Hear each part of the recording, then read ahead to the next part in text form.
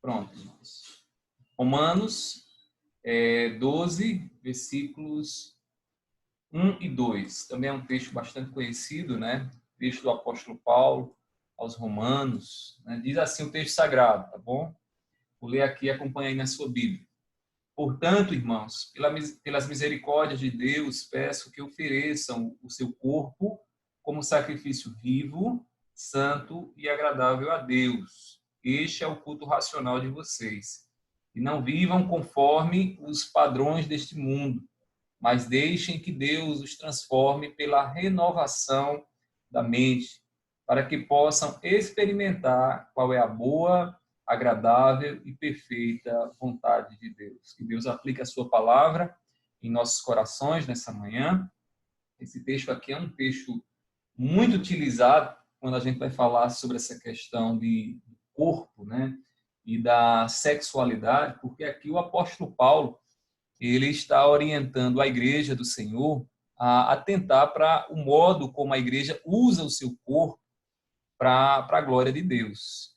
Havia lá entre os romanos uma prática cultural, né, de oferecer culto a Deus através do corpo com sensualidade e através de sexualidade, né, orgias que eram feitas aos deuses, né? Então Paulo vai escrever à igreja para que a igreja possa se amoldar ao padrão de Deus. A preocupação de Paulo é que a igreja não tome para si, para a sua vida sexual e muito menos para o culto ao Senhor, um padrão que vem do mundo, mas um padrão que vem de Deus. Uma vez que a gente toma o padrão de Deus em nossas vidas, a gente se conforma à vontade de Deus. E conformando-se à vontade de Deus, nós estaremos glorificando a Deus com o nosso corpo e com tudo aquilo que a gente faz, né, no nosso corpo. Então, a gente vai falar hoje sobre esse tema, que é o tema da sexualidade, do sexo.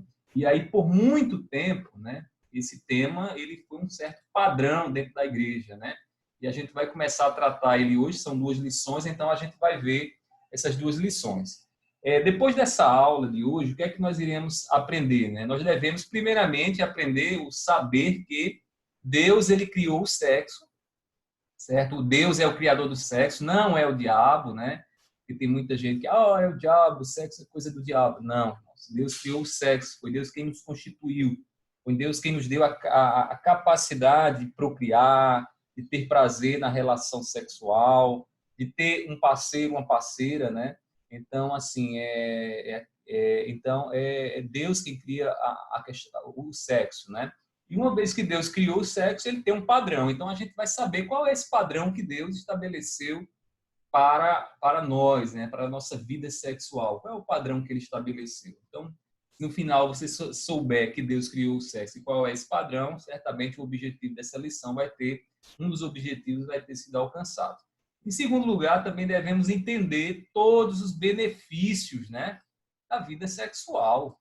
Ou seja, os benefícios que a vida sexual, conforme Deus estabeleceu, traz para as nossas vidas. Então, o sexo não é coisa ruim. O sexo precisa ser, precisamos ter a consciência, né? Sem culpa na consciência, porque também existe aquela história, né, da pessoa que já vem de uma cultura, de uma formação, às vezes que traz de casa, de que o sexo é algo ruim, que o sexo é algo terrível, e não consegue enxergar os benefícios, e aí tem casais que sofrem quando casam e acabam trazendo culpas na consciência por causa do sexo. Então, a gente vai entender quais são os benefícios e como é importante a gente usufruir dessa bênção que Deus colocou em nossas vidas, tá bom?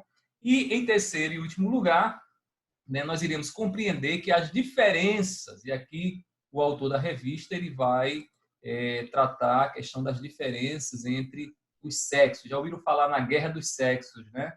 O homem que acha que a mulher melhor do que a mulher que acha melhor do que o homem, e ficam nessa guerra, quando, na verdade, a Bíblia, né, nos ensina a complementaridade. O que é isso? Complementaridade é homem e mulher, eles se encaixam, né? Eles, macho e fêmea se completam. Eles não são um melhor do que o outro, mas eles estão ali numa missão, uma única missão concedida por Deus, onde eles se completam no exercício daquilo que Deus deu para eles fazerem. Então, a gente vai entender um pouco mais sobre isso. Então, aqui está o objetivo da nossa lição nessa manhã. Então, eu espero que a gente possa guardar, possa entender essa lição nessa manhã.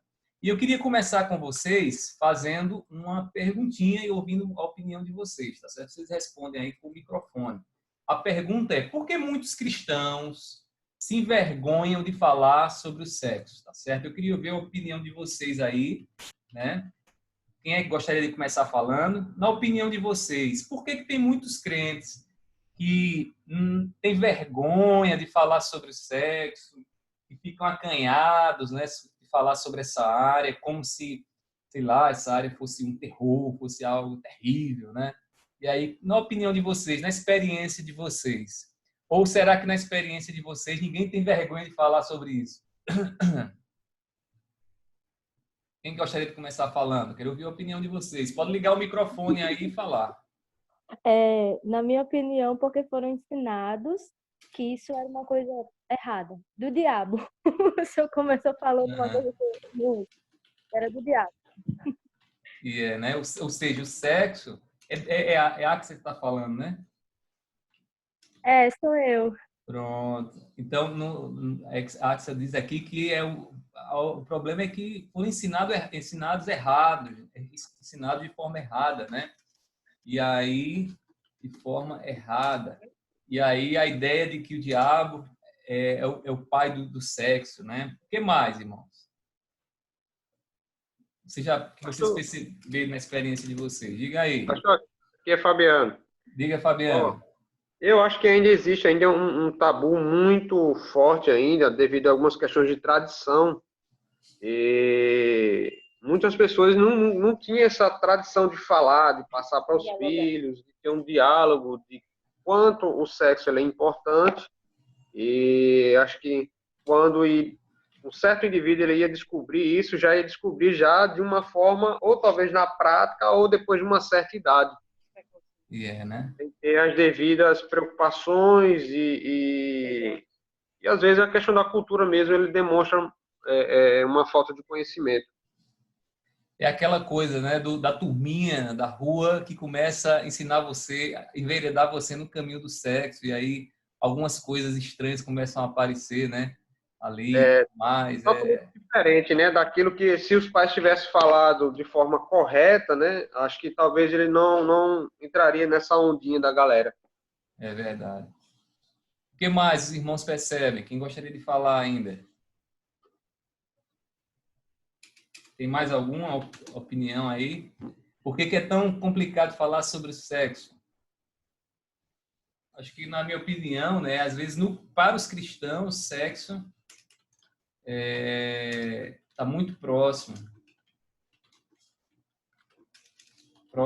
ao pecado, né? Não sei por que as pessoas associam isso. Tudo que e outra coisa, né? Tudo que é relacionado ao sexo assim tem um efeito maior em termos de pecado, né? Vamos comentar aqui essas opiniões de vocês, né? Primeiramente, a Axel disse assim, ensinados de forma errada, né? Muita gente vem de um ensinamento equivocado acerca do sexo, que acaba colocando sobre o diabo a responsabilidade de ter formado lá, de ter criado o sexo na nossa vida, né?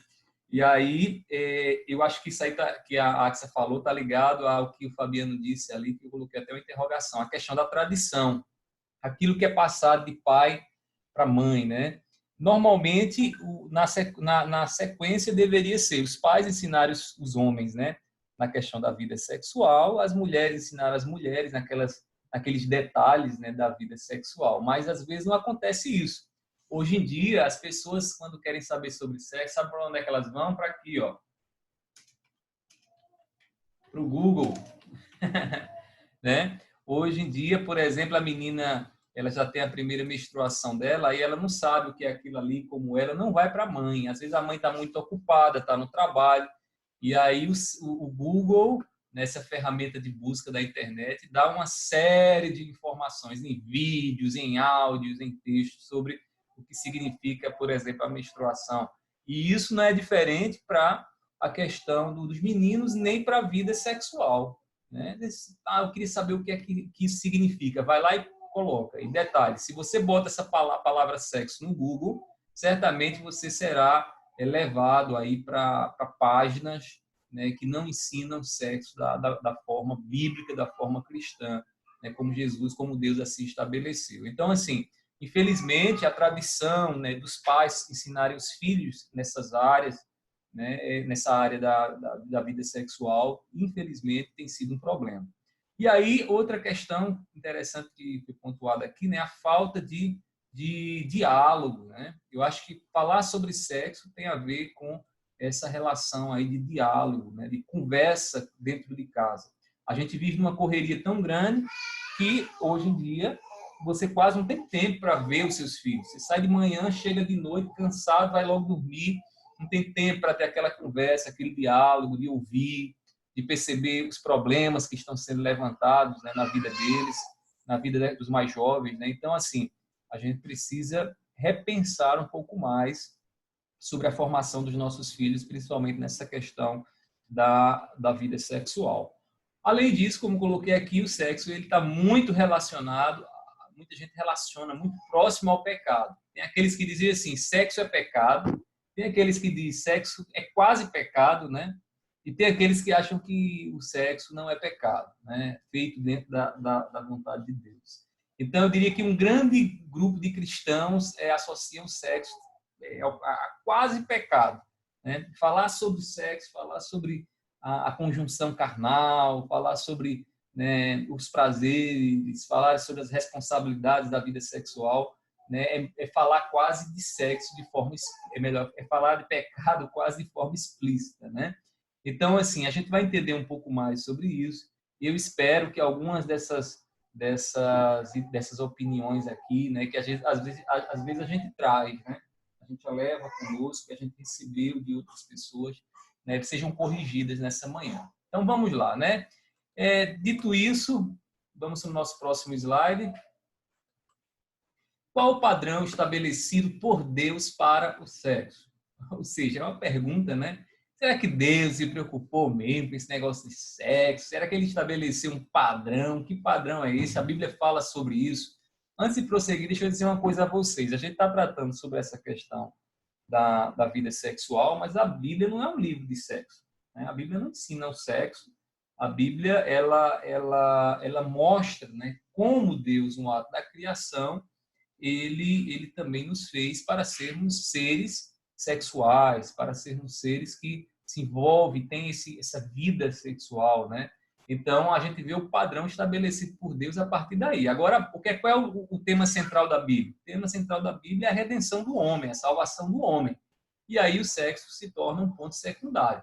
Estou dizendo isso para que ninguém venha usar a Bíblia com um objetivo errado. A gente não pode usar a Bíblia de forma errada. A Bíblia foi escrita para nos revelar a salvação. Agora, nesses assuntos secundários, a gente também recebe instrução a partir do Evangelho, né? A Bíblia nos declara o Evangelho de Deus, né? O Evangelho de Cristo Jesus.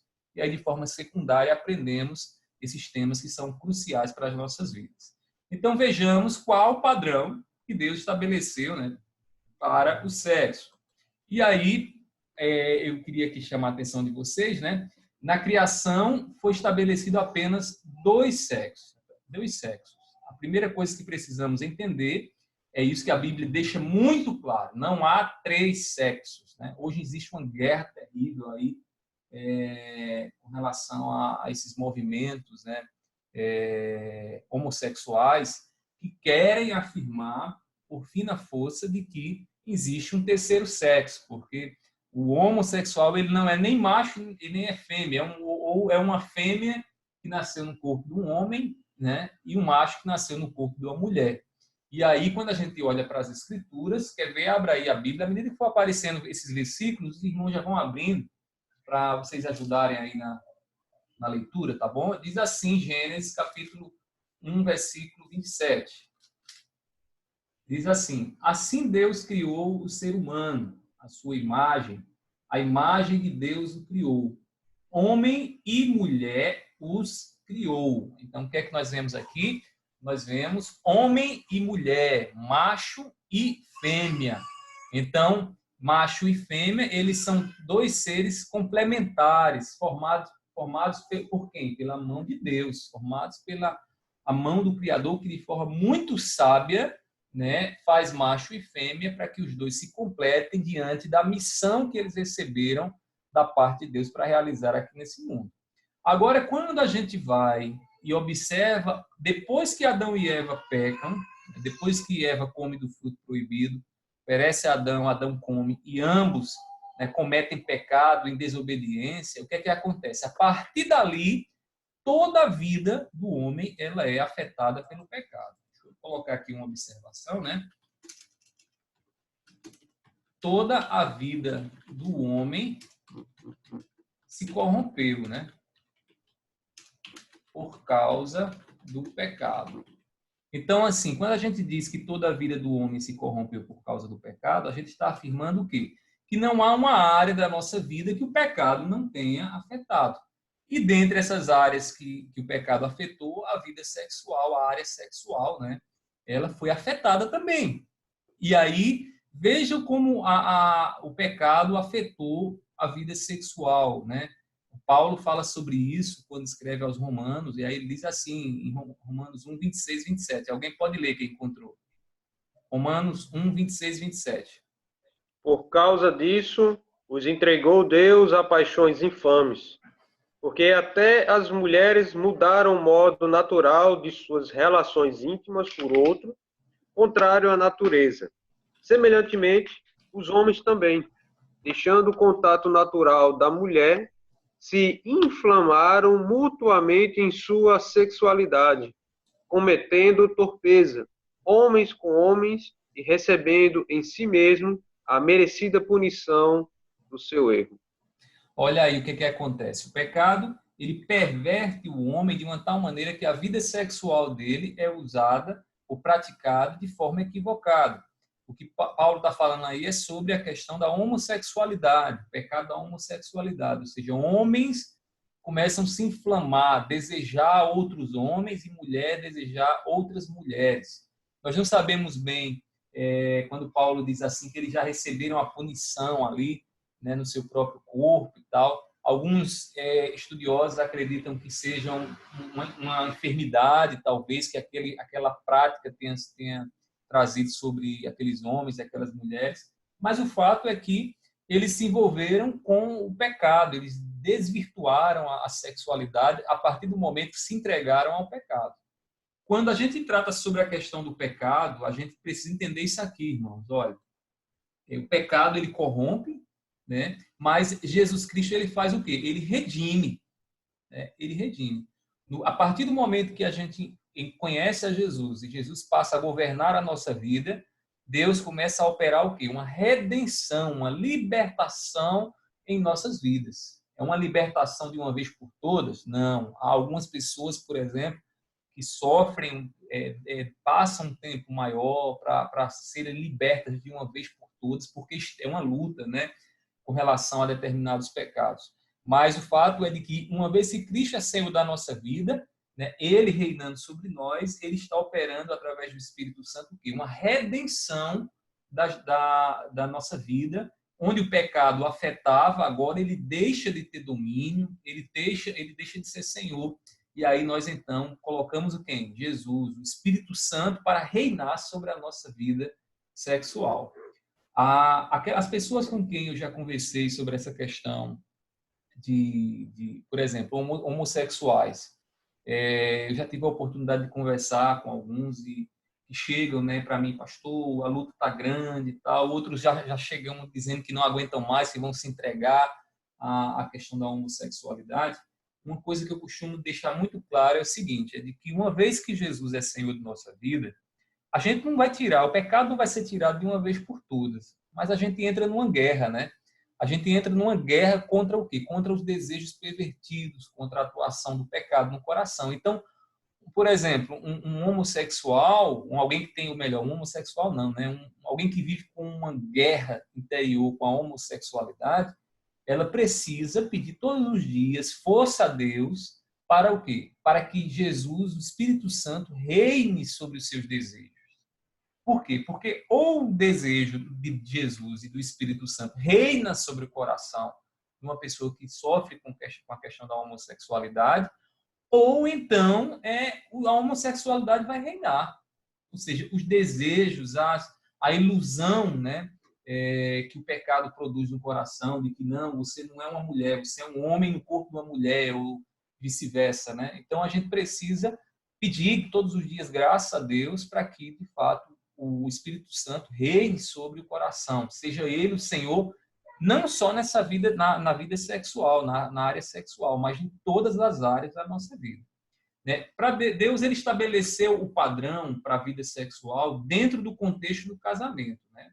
Então, é no casamento que a vida sexual, de fato, deve acontecer. E aí, o que é que diz Gênesis capítulo 2, versículo 24? Quem encontrou, por favor, leia. Gênesis 2, 24.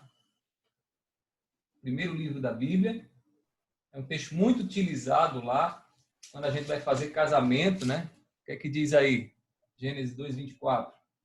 Por isso, deixa o homem pai e mãe e se une à sua mulher, tornando-se os dois uma só carne. Ou seja, deixa o homem pai e mãe, né? E se une à sua mulher, e os dois formam uma só carne. E aí nós percebemos o quê? Que o casamento ele tem algumas características. Primeiramente, ele é heterossexual. O que quer dizer isso? No padrão de Deus, de casamento, né? Detalhe, é no casamento que a vida sexual se realiza, né? Que a vida sexual ela é gozada como Deus assim estabeleceu. É um casamento heterossexual. O texto diz que na união de homem e mulher, é um homem, um macho e uma fêmea que se unem, né? Não são macho e macho, fêmea e fêmea, né? Como querem aí aqueles que acham que a vida sexual é uma construção cultural, né? Além disso, o casamento ele é o quê? Ele é monogâmico, né? O que seria o contrário de monogâmico? Seria poligâmico. E aí monogamia diz respeito ao quê? Era um único parceiro. Casamento, conforme Deus estabeleceu, um casamento onde existe uma só pessoa, né, a quem nós iremos nos dedicar para cuidar, para zelar e para nos entregar sexualmente a essa pessoa. A gente olha na Bíblia, quando a gente olha para as Escrituras, a gente percebe, por exemplo, que todos os homens que tentaram estabelecer um casamento que não fosse monogâmico, né, eles sofreram. A gente tem, por exemplo, Salomão. Veja só, Salomão era um homem extremamente sábio, mas tinha 1000 mulheres, né? 1000 mulheres. Imagine 1000 mulheres para administrar, né? O trabalho que ele tinha, né? Então, assim, 1000 mulheres. E o resultado de tudo isso foi o quê? Foi o distanciamento de Deus. Né? Quando Salomão começou a se envolver lá com outras mulheres de outros povos, conduziram Salomão para distante da lei do Senhor, da aliança de Deus, e Salomão, né, terminou no final da sua vida de uma forma triste e lamentável. Né? Tudo isso por quê? Porque se enveredou num casamento poligâmico, não um casamento monogâmico como Deus estabeleceu. Outra coisa, o casamento é indissolúvel, né? O que Deus uniu, não separem os homens. Aí aqui tem uma observação a ser feita, né? Que vem a casa. E o divórcio, né? E o divórcio, como é que fica nessa história? Se o casamento é indissolúvel, né? Aqui teríamos muita coisa para falar, mas em outra lição. Mas eu vou explicar aqui para vocês por cima. O divórcio, a Bíblia diz que não foi uma ordem de Deus. O divórcio não é ordem de Deus. O divórcio ele é permitido por Deus por causa de quê? Da dureza do coração do homem. Então, o homem tem um coração duro, certo? Uma vez que ali o pecado entra no casamento e não há como ser consertado, não há como haver perdão, então o homem decide se divorciar. E aí a Bíblia em momento nenhum diz que Deus estabeleceu o divórcio. Você não vai encontrar isso em lugar nenhum. Vai encontrar que Deus ele permite o divórcio, né, por causa da dureza do coração do homem. E aí o homem decide se divorciar. Mas no ideal de Deus, no padrão ideal de Deus, o casamento ele é o quê? Ele é indissolúvel. Isso quer dizer o quê? Ele não se dissolve. Você não vai no cartório e diz, olha, não quero mais casar hoje, não quero mais ela. Não é assim que acontece. no casamento, o casamento precisa permanecer, como nós firmamos na aliança lá do casamento, né? No matrimônio, até que a morte nos separe, né? Às vezes eu tenho uma ligeira sensação que muitos casais não prestam atenção nisso, né? Nesse pacto que fazem com Deus, não é com o pastor, não. É com Deus. A gente, na hora que vai casar, a gente está diante do Senhor, o pastor só está ali para fazer uma oração, mas quem faz o pacto é você e seu cônjuge, né? Diante do Senhor. Então, é indissolúvel, né? Indissolúvel. E aí a gente precisa entender isso.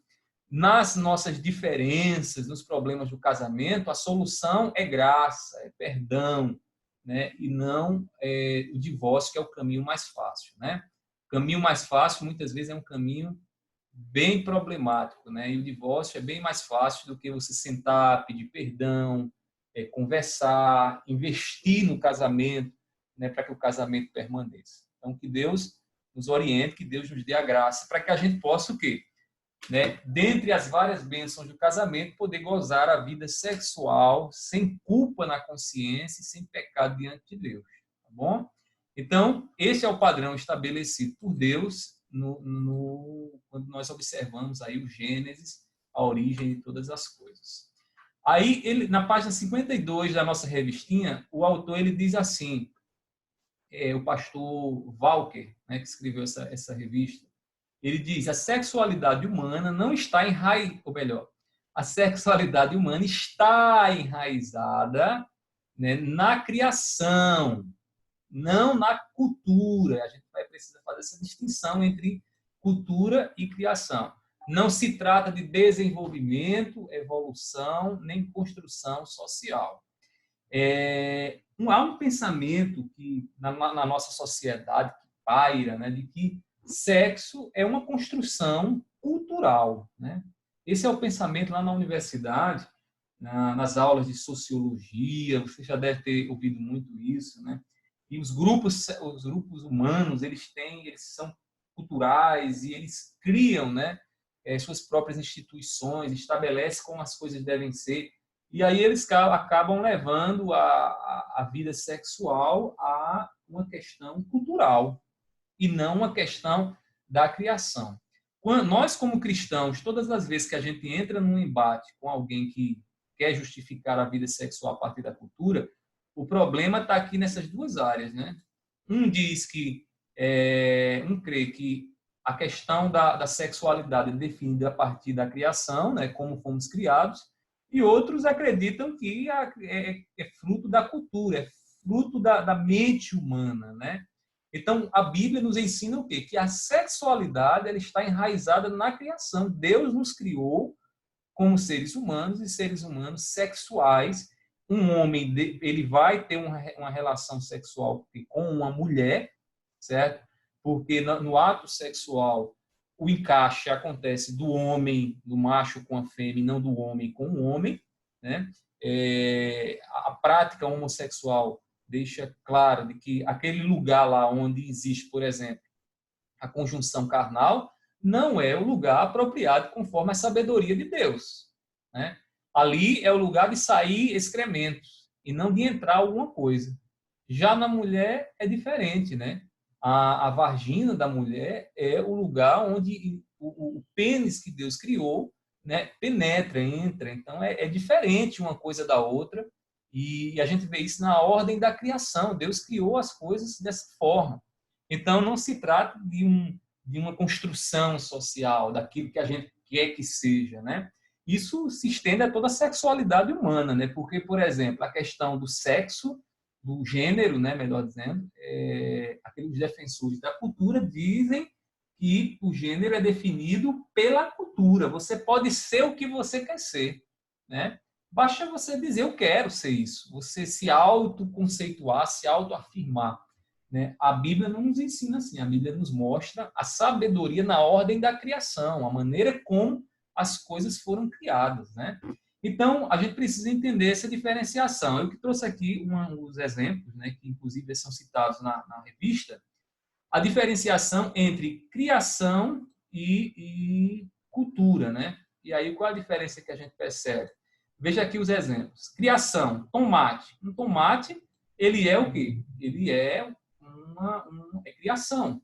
Criação por quê? Porque ninguém pode formar um tomate diferente do que o tomate é. Ele vai ser um tomate. Se ele perder aquelas características do tomate, ele vai deixar de ser tomate. Ele vai ser qualquer outra coisa, menos tomate. Então, a criação, ela estabelece para nós a realidade das coisas, as coisas como são.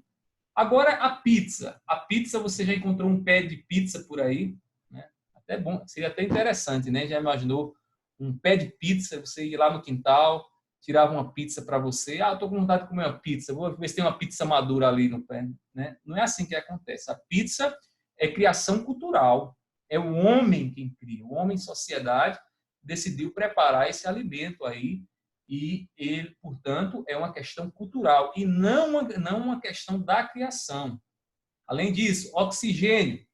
Alguém é capaz, né, de criar o oxigênio? Você pode armazenar o oxigênio, né? Você pode até mudar ali algumas moléculas e tal para chegar ao oxigênio, mas o oxigênio só vai ser oxigênio lá quando tiver naquela formação lá. E aquilo ali está na criação. Está na criação. O próprio Deus estabeleceu na sua sabedoria o oxigênio. Mas a máscara de oxigênio, como a gente tem usado aí muitas máscaras nesses dias, né? Essa máscara é feitura do homem, é o homem na cultura que faz. Outro exemplo, Davi, o personagem Davi. Davi foi um homem bíblico, está na Bíblia, está lá, foi alguém que foi criado por Deus, né? Que foi colocado na posição que teve, porque Deus o colocou. Então, é uma criação. É Deus quem cria. Ninguém cria um Davi. Davi foi único. Só existiu ele lá atrás. Mas o Davi de Michelangelo, que é aquela estátua, né, gigantesca lá de Michelangelo, perfeita e bela, né, ela é cultura. Por quê? Porque foi o homem quem fez. Então, assim, aquilo que o homem faz, né, aquilo que o homem faz está na cultura, certo? E aquilo que Deus faz, aquilo que Deus estabeleceu na ordem da criação, né? Então, é Deus. Então, aquilo que Deus estabeleceu na ordem da criação é criação. E aí, o sexo, ele entra onde nessa história? Ele entra aqui, ó. O sexo entra na criação, tá certo? Ele não é fruto da nossa cultura, ele não é fruto daquilo que os homens querem que seja, né? O homem, ele vai encontrar toda a sua satisfação, sua plenitude, tanto o homem como a mulher, no sexo oposto a ele. Foi assim que Deus estabeleceu. E a gente precisa afirmar isso, né, para não entrarmos em problemas. Aí tem um detalhe, né? Na vida sexual existe algumas coisas culturais, né? Que a gente não vai entrar em detalhes, mas, por exemplo, né, dentro do casamento, às vezes o casal, né, uma maneira de prevenir prevenir a criação de filhos, usa, por exemplo, preservativo. Preservativo é uma questão cultural, mas o sexo é questão da criação. Então, dentro da área sexual também existe essas interferências, né, culturais, mas não é determinante para a questão do sexo, porque basta um homem com uma mulher para que ali aconteça o sexo segundo o padrão que Deus estabeleceu. Tá bom? Até aqui tudo tranquilo, irmãos? Esse é o primeiro ponto. Alguém quer fazer alguma colocação? Não? Então vamos prosseguir, né? Então, vimos aqui a questão do padrão, certo? Que Deus estabeleceu. Vamos agora para a segunda questão, que é equivalente ao segundo ponto aí da nossa revista, né? Quais os benefícios do sexo conforme Deus estabeleceu? Aí alguém poderia dizer, pastor, e tem benefício esse negócio de sexo e tal? Tem benefícios, né? É bênção do Senhor, né? A gente poder ter uma vida sexual ativa, né? E quais são, então, esses benefícios que Deus estabeleceu? Vejamos eles aqui, né? Na página 52, o autor ele coloca assim: lembremos que o sexo é bom porque o Deus que o criou é bom. Então, assim, por que podemos dizer que o sexo é bom? É porque o sexo dá prazer? Não, nem tudo que dá prazer é bom, né? Nem tudo que nos dá prazer é bom. Tem coisas que a gente experimenta pelo prazer, mas que geram consequências terríveis, né, na nossa vida.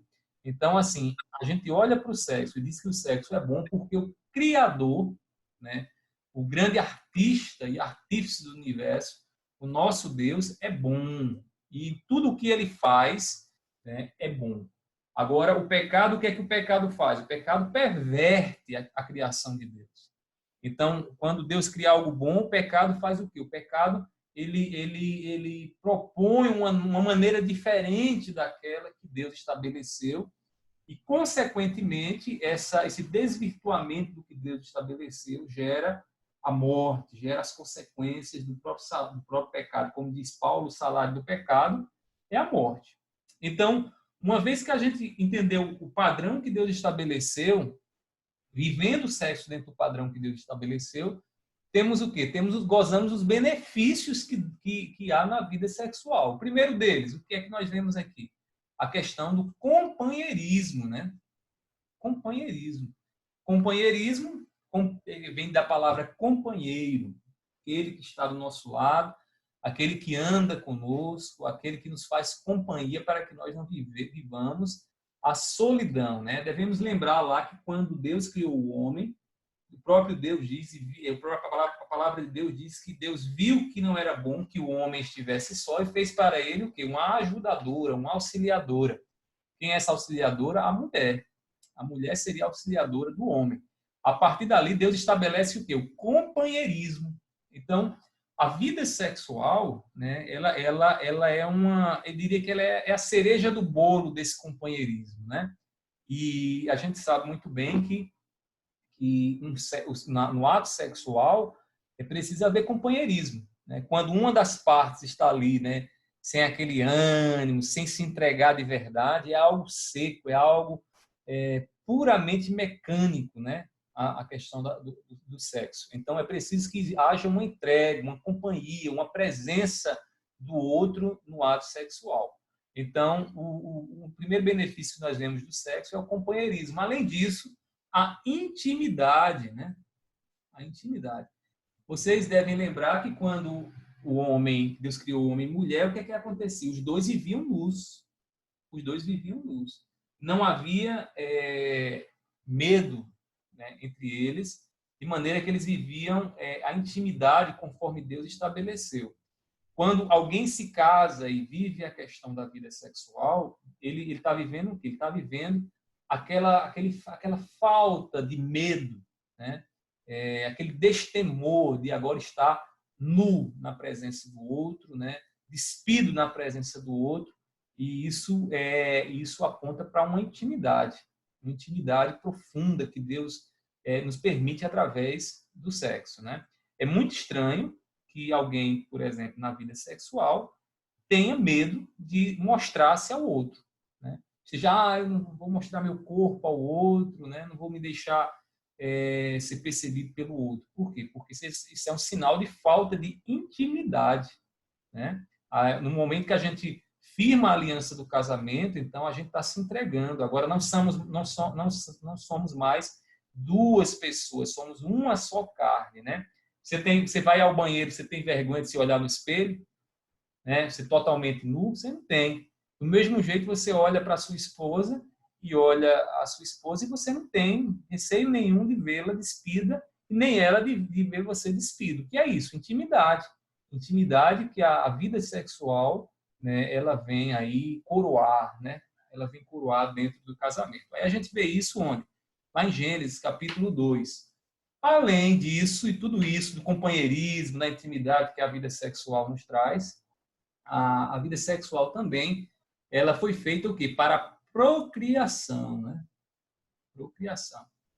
Lá no interior, quando eu morava em Macaparana, né, havia uma igreja lá que ensinava, a igreja não, né, mas alguns irmãos, principalmente mais antigos, e que a vida sexual ela só deveria acontecer para a procriação. Então, se o casal fosse ter relações sexuais, eles deveriam pensar, a gente está fazendo para quê? Para ter filho? Então, vamos fazer. E não era à toa, né, que as famílias, hoje em dia mais não, ainda tem mas as famílias cresciam, né? Porque o indivíduo queria ter a relação sexual, só que só podia ter para procriar. E limitava a vida sexual à procriação, quando a vida sexual tem outros benefícios. Vejam Gênesis capítulo 1, versículo 28, que Deus de fato estabeleceu a vida sexual, a relação entre o homem e a mulher, com o propósito também de procriar, de gerar outros seres humanos, né? Veja o que diz o versículo 28 de Gênesis. Quem encontrou pode ler. E Deus os abençoou e lhes disse: Sedes fecundos, multiplicai-vos, enchei a terra e sujeitai-a. Dominai sobre os peixes do mar, sobre as aves do céu, sobre todo animal que rasteja pela terra. Ou seja, enchei a terra, né? Enchei a terra. E aí encher a terra como? Como é que se enche a terra? Fazendo menino. Fazendo menino mesmo. Era exatamente isso que Deus havia estabelecido, né? Que o sexo, através do sexo, os seres humanos pudessem popular assim a Terra, né? Aqui, esse mundo, né? Habitar esse mundo aqui. Além disso, a questão do prazer. Isso é aqui que muita gente tem problema, né? Mas como é que fica essa questão do prazer? Parece que o prazer é algo que Deus abomina, né? Algo não dá para entender muito bem como é que Deus quer prazer carnal, né? Na vida sexual. Só que quando a gente olha para as Escrituras nos ensinam que, sim, o prazer foi estabelecido também por Deus. Tanto o órgão genital masculino como o órgão genital feminino foram criados por Deus. E aqueles terminais nervosos ali, eles vão dar aquele prazer, por quê? Porque Deus assim estabeleceu, né? Aqui eu faço uma observação, tomem cuidado, porque Deus não deu ânus com terminais nervosos para que alguém tenha prazer lá, tá bom? Então, é muito ter cuidado. Eu estou falando aqui de uma linguagem bem clara para vocês, né? Às vezes tem aquela curiosidade, como é que vai ser isso, como é que é? Deus não estabeleceu que o sexo fosse realizado por aquela parte, né? Aquela parte ali foi feita para defecar. Aquela parte ali é uma parte imunda. Se você encostar seu órgão genital ali, você vai ter problemas seríssimos de saúde e também levar problemas seríssimos para sua esposa, tá bom? Então, assim, Deus é sábio na criação. Tome cuidado para que aí esses feitiços mundanos e carnais não venham entrar na vida sexual de vocês. Tá certo? Sei que a maioria aqui são todos casados, a maioria não, todos, né? São todos casados, então estou falando aqui numa linguagem bem clara. Agora, Deus estabeleceu o quê? Um clítoris, né? E um pênis, e ali com terminais nervosos que vão, né, dar o prazer conforme Deus estabeleceu. Veja o que Salomão diz lá em Provérbios, capítulo 5, versículo 18 e 19. Por favor. Provérbios 5, 18 e 19. Pode ler quem encontrou. Seja bendito o teu manancial, e alega-te com a mulher da tua mocidade. Força de amores e gazela graciosa. Saciam-te os teus seios em todo o tempo, e embriaga-te sempre com as suas carícias. Olha só, embriaga-se em todo o tempo com as suas carícias. O que é isso? Fazer carinho. Carinho nas partes sensíveis, né? No caso aí está se referindo ao homem, mas o princípio se aplica a homem e mulher.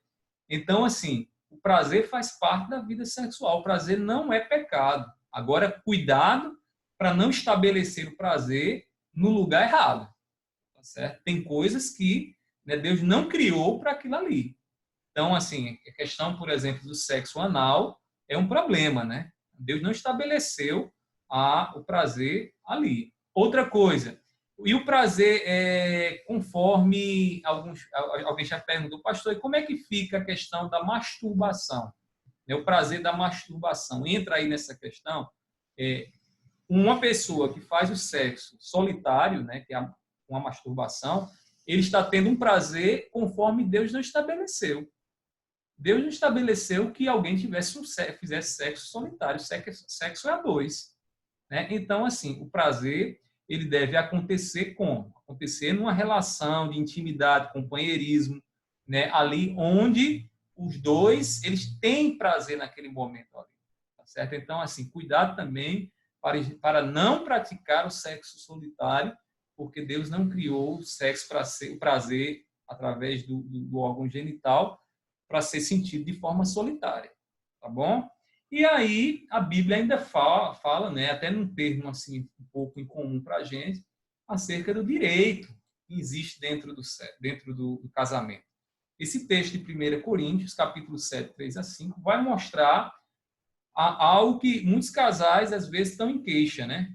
É aquela história da mulher que chega em casa e diz, hoje eu não estou afim, eu não quero, e deixa o marido lá na greve, né? Ou o marido que deixa a esposa na greve, né? Veja o que diz aí 1 Coríntios, capítulo 7, 3 e 5. É um direito, o sexo é um direito dentro do casamento. Por favor, pode ler. Quem encontrou? O marido conceda à esposa o que lhe é devido, e também, semelhantemente, a esposa a seu marido. A mulher não tem poder sobre o seu próprio corpo, e sim o marido. E também, semelhantemente, o marido não tem poder sobre o seu próprio corpo, e sim a mulher. Não vos priveis um ao outro, salvo talvez por mútuo consentimento, por algum tempo, para que vos dedicardes à oração e novamente vos ajuntardes, para que Satanás não vos tente por causa da incontinência. Olha aí, vamos entender o que é que Paulo está dizendo aqui. Paulo está dizendo de forma prática o seguinte: o sexo não só é uma questão de prazer. Você não faz sexo com o seu parceiro quando você tem vontade apenas. Talvez chegar a ter momentos em que o outro vai ter vontade e você não vai ter vontade. Mas é um direito dele, né, poder também usufruir daquele momento.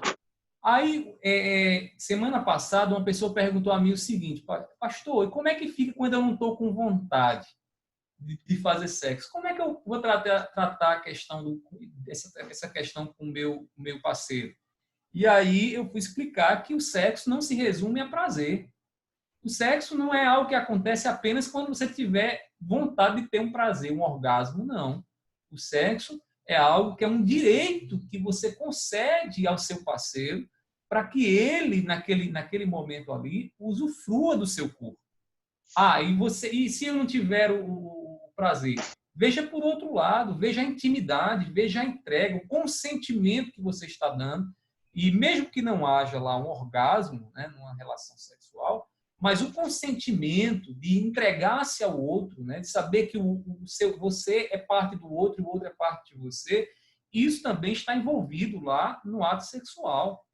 O mundo, quando vai falar sobre sexo, ele só frisa a parte mecânica do sexo, né? A parte do encontro do homem com a mulher ali numa conjunção carnal.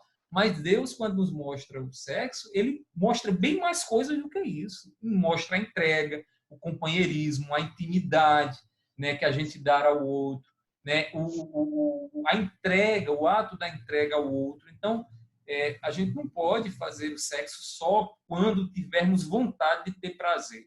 A gente precisa entender que é um direito. E aí Paulo vai dizer o seguinte: para que ninguém coloque greve ou faça greve com relação ao seu casal. E aí é óbvio que com relação ao seu parceiro, melhor dizendo, né? Porque isso aí, obviamente, vai gerar problemas dentro do casamento, vão abrir brechas. Um casal que está em continência, né? Não vou me entregar a ele, uma mulher e um homem vai se tornar mais vulnerável aí a uma ação do diabo. Paulo diz só há uma situação aqui, né, nesse caso, em que isso é permitido quando os dois se decidem, não, nós vamos passar um tempo em oração, não vamos ter relações sexuais por 1, 2, 3 dias, né? Nesse caso aí, quando há esse consentimento mútuo, né? Quando há esse consentimento mútuo, não só de uma parte, aí sim pode acontecer, mas não é sábio privar o outro do direito de ter uma vida sexual, porque isso vai gerar problemas dentro do casamento. Porque o Satanás vai encontrar brechas dentro do casamento para poder seduzir o indivíduo, né, na vida sexual. Então, assim, é um direito. Só recapitulando aqui o que a gente viu, né? Os benefícios quais são? Companheirismo, intimidade, procriação, prazer e direito. Esses são os benefícios que a vida sexual nos traz. Estou vendo aqui na lista, né, que tem algumas pessoas que ainda não são casados, né?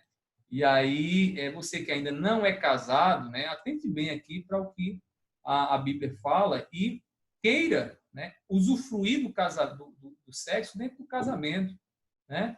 Não vá acreditar que a vida sexual se resume a uma masturbação, porque a masturbação, né, prazer solitário, né, não é conforme o padrão que Deus estabeleceu. O padrão que Deus estabeleceu de sexo deve acontecer dentro do casamento, né, entre um homem e uma mulher que decidem ali se entregar e ali usufruírem do corpo e do momento e da intimidade de um com o outro. Então, é uma bênção do Senhor. Quem concorda aí que o sexo é uma bênção, diga amém. Então, em silêncio, por quê?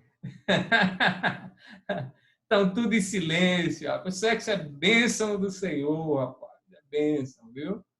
Bênção de Deus. Vamos lá para o próximo slide. Então, a gente viu o padrão que Deus estabeleceu. Vimos agora os benefícios do sexo conforme Deus estabeleceu.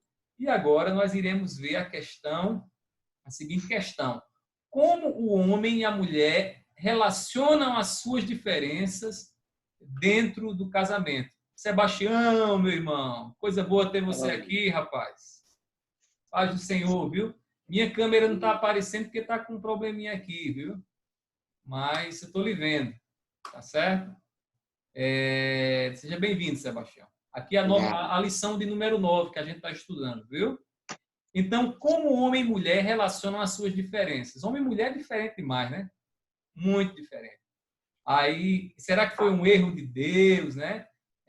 Não, de forma alguma. A gente encontra aí, ouve-se muito falar sobre a guerra do sexo, né? O homem tentando ser superior à mulher, a mulher tentando ser superior ao homem. De fato, algumas coisas que o homem faz, a mulher não pode fazer. Vou dar um exemplo aqui. A questão da força física, né? Força física. A mulher não tem a mesma força física do que o homem. Por outro lado, a questão de suportar dor. Na minha concepção, a mulher suporta mais dores do que o homem, né? O homem tem uma dorzinha de cabeça, já fica ali, meu amor, eu acho que eu não vou resistir. A mulher, às vezes, nem fala, e quando vem falar é que ela está, de fato, sentindo uma dor, né? Então, assim, essas diferenças existem, mas essas diferenças não são para guerra, né? Para dizer eu sou melhor do que você. Essas diferenças são complementares, e é isso que a Bíblia vai nos ensinar. É isso que as Escrituras nos ensinam, que a gente tem uma parceira, ou no caso das mulheres, um parceiro, né, para ali se complementar. Então, homem com homem não se complementa, né? Mulher com mulher não se complementa, vai ficar um espaço, está faltando alguma coisa, né? É interessante porque na criação de filhos a gente experimenta isso, né? Tem coisas que a mulher é próprio da mulher, né? Carinho, um abraço, cheiro, bota no colo, aquela coisa toda. A mulher, embora o homem faça isso, mas a mulher faz isso com muito mais naturalidade do que o homem, né? Já a questão do ensinamento da vida, da firmeza, né? Determinação, liderança, essas questões todas, o pai, o homem faz. Então, dentro de um casamento onde há uma lacuna, né, nesses papéis, certamente os filhos eles sofrem, né, pela falta, eles sofrem porque está faltando alguma coisa ali. Então, Deus estabeleceu com sabedoria a complementaridade entre homem e mulher. E aí, vejamos então... Alguém está falando aí? Deixa eu desativar o microfone aqui de Sebastião. Quando quiser falar, Sebastião, aperta o microfonezinho aí, viu? Vamos lá. Então, como homem e mulher relacionam as suas diferenças? Aí já falamos, né? homens e mulheres, eles são diferentes, porém, né, porém são complementares, ou seja, a gente se complementam como aquelas duas peças de um quebra-cabeça, né, que se unem. Imagine aqui nesse exemplo aqui que eu trouxe aqui, né? Aqui nós temos o quê? Nós temos um círculo. Se cortarmos aqui, nós temos só uma banda, né? Então, o círculo só vai ser completo quando os dois se unem. Esse é o princípio da complementaridade que a Bíblia ensina. A Bíblia não ensina que homem é mulher do que é mais importante do que mulher, mas a Bíblia ensina que homem e mulher têm a sua função e que as suas funções se complementam dentro do plano que Deus estabeleceu para o desenvolvimento, o cumprimento da missão que ele tem para os homens, né? Para os homens, eu digo de uma forma geral, seres humanos, não o homem do sexo masculino. E aí, diante dessa complementaridade, né, o que é que nós percebemos? Que um deve preencher no outro aquilo que falta. Então, é interessante, por exemplo, né, que às vezes aqui em casa eu estou lá procurando alguma coisa, não encontro de jeito nenhum, irmãos. Sabe aquela chave, vocês que são mulheres aí, que está lá naquele lugar, para você está muito clara, para o homem não está. Às vezes o homem vai procurar e olha para um lado e para o outro e não encontra. A mulher vai lá, dá uma olhada só e já encontrou, já sabe onde é que está. Essa é uma das características da mulher, né? De ter uma visão mais ampla para enxergar as coisas. E aí, o homem, a gente vê a ajuda da mulher nessas horas, que aí o homem está apressado saindo de casa e pede a mulher que pegue a chave, ela acha rapidinho. Se ele for pegar a chave, ele passa horas e horas procurando e não consegue encontrar. A gente vê em exemplos simples como esse o quê? Complementaridade. Ou seja, o homem necessita de uma visão dessa e a mulher vai lá e preenche essa falta que existe em nós. Então, a gente precisa olhar para a nossa parceira, né, como alguém que está ali, que Deus colocou para preencher uma falta, e vice-versa. A parceira olhar para o parceiro e ver que ele complementa muitas coisas que lhe faltam, né? A mulher, por exemplo, ela tem uma necessidade de segurança, ela tem uma fragilidade que lhe é natural, que o homem preenche quando o homem está ali ao lado dela para dar o que a ela? Segurança, firmeza. É terrível quando uma mulher, né, tem ao seu lado um homem fraco, um homem que não consegue passar para ela segurança, né, solidez, liderança. Então, a mulher gosta de um homem que esteja lá para determinar o curso, como vamos agir, para aliviar o seu coração nos momentos ali que ela vai precisar de fragilidade. Então, assim, a gente precisa ter esse olhar, porque foi assim que Deus estabeleceu a relação entre homem e mulher. Né? Além disso, né, Eva era complementar a Adão diante das responsabilidades que Deus deu a ele, que Deus deu a Adão, né? Quando Deus estabeleceu Adão aqui na Terra, Deus deu a responsabilidade dele governar, né, sobre a criação. Só que governar sobre a criação iria requerer o quê? Requerer muito trabalho. E aí Adão percebe-se então só, e Deus percebe que não é bom que Adão esteja só e faz para ele o quê? Uma auxiliadora. O nome auxiliadora já diz muita coisa. É para auxiliar, né? É para auxiliar. Inclusive, a palavra hebraica utilizada para Eva e Adão são palavras muito semelhantes, né?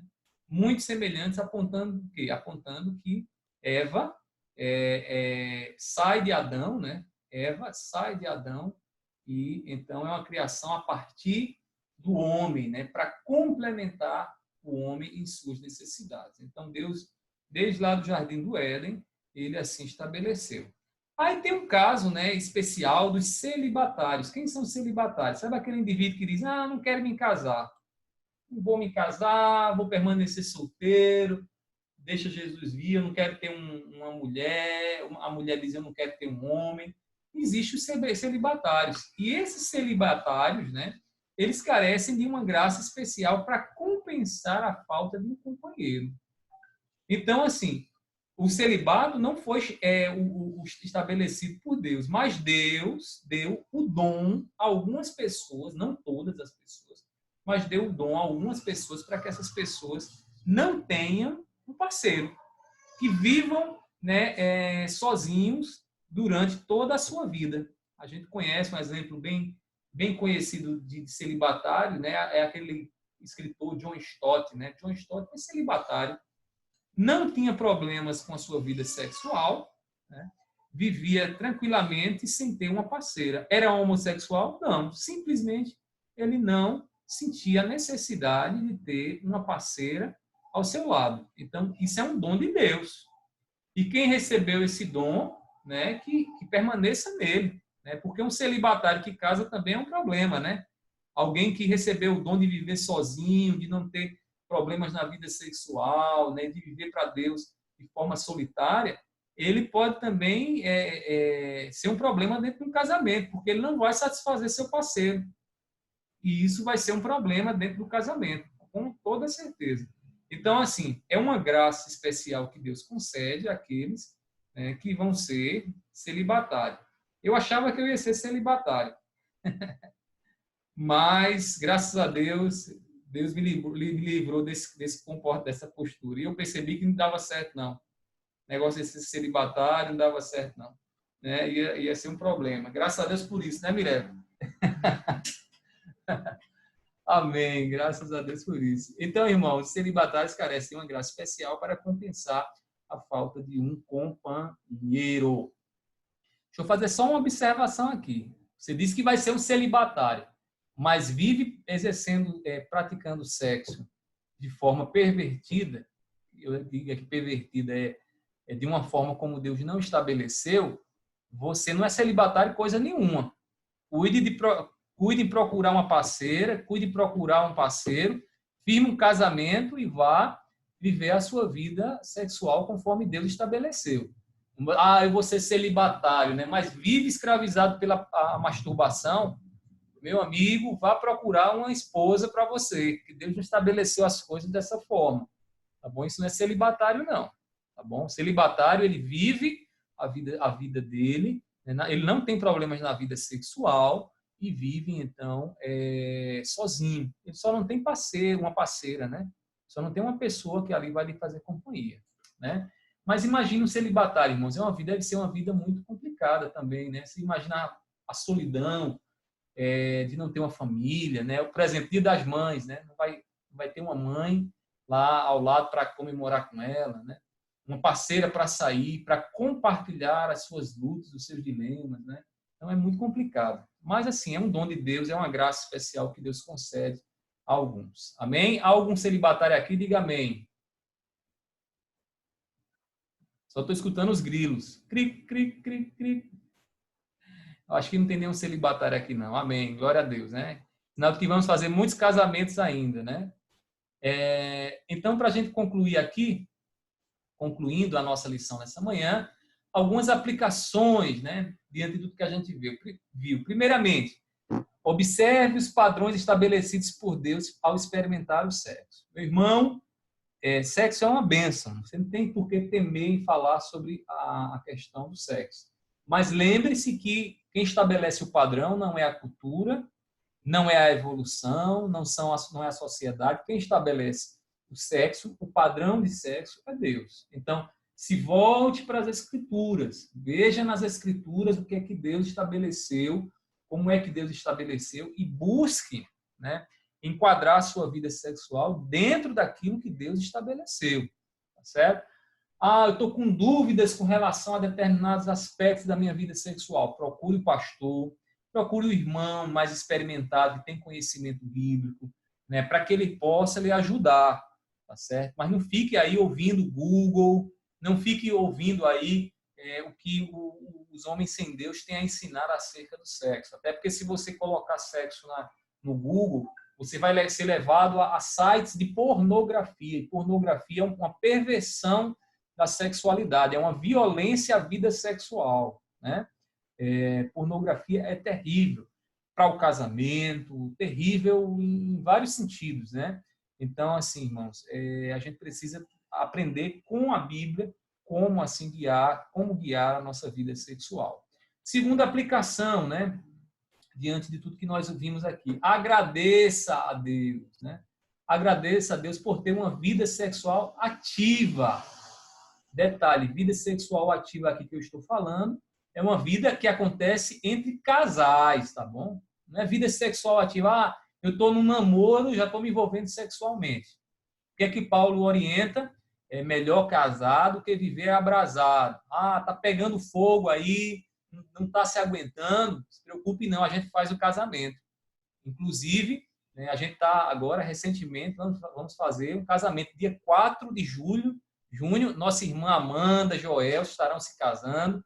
Graças a Deus, louvo a Deus pela decisão deles, né, de jovens, sabem das suas limitações e decidiram, para a glória de Deus, né, se casarem. Tá certo? Isso é bênção do Senhor e a gente está aqui para ajudar mesmo, né, para estabelecer as coisas como Deus quer que seja. Então, que esse casamento com certeza vai ser uma bênção, porque eles estão fazendo em temor e querem, com certeza, experimentar tudo isso que a gente falou aqui dentro de uma relação entre casados, né? Entre casados, e não uma relação de solteiros. Deus abençoe a vida de vocês, Amanda e Joelson. Então, agradeça a Deus por ter uma vida sexual ativa. Às vezes, no casamento, você que é casado agora, você sabe que às vezes um dos parceiros está meio estressado. E talvez esse seja um sinal de falta de sexo, viu? Esteja ligado. Esteja ligado. Às vezes, aquele estresse, a falta de paciência. Quando se realiza o ato sexual, Deus é tão maravilhoso que Ele libera hormônios dentro do nosso organismo, do nosso sangue, né? Que nos fazem relaxar, que nos fazem desestressar, né? Então, assim, nessa vida de quarentena aí, meu mundo de coisa para fazer, aproveite com a sua parceira, né, para ter uma vida sexual mais ativa, né, e ser abençoado com isso, porque foi Deus quem estabeleceu essa vida para você, tá certo? E, por fim, não faça do seu casamento uma guerra dos sexos, né? O que é a guerra dos sexos? Aquela ideia de que, eu sou melhor do que ele é melhor do que eu. C.S. Lewis, um escritor cristão, né, ele escreveu dizendo que a essência do orgulho é a competição. Todas as vezes que você entra numa relação onde a motivação é ser melhor do que o outro, você está agindo pelo diabo, por demônios e não por Deus. Então a gente não pode entrar num casamento pensando em fazer guerra com o nosso parceiro, porque somos melhores, porque somos o homem, porque somos melhores, porque somos mulheres, a mulher pode dizer, né? Então, assim, não faça guerra de sexo dentro do seu casamento, né? Pelo contrário, se complementem diante das responsabilidades que vocês receberam de Deus. Perceba as suas necessidades, perceba as suas limitações e peça a sabedoria para que sua parceira e seu parceiro, né, seja alguém que vá complementar suas necessidades. Uma dica que eu dou a vocês é o seguinte: conversem.